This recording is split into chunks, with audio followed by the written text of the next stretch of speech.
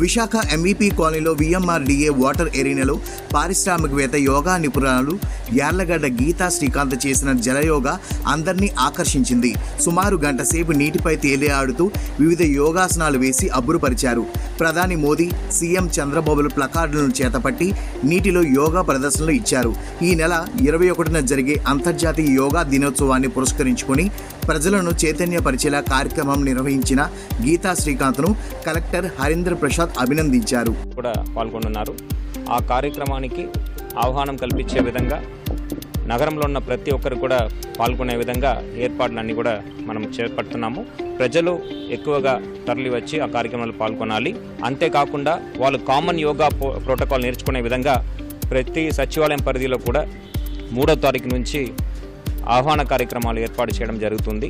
ఈ జలయోగా అనేది చాలా కష్టం చేయటం, ముఖ్యంగా ముందు స్విమ్మింగ్ రావాలి, తప్పకుండా చేయాలంటే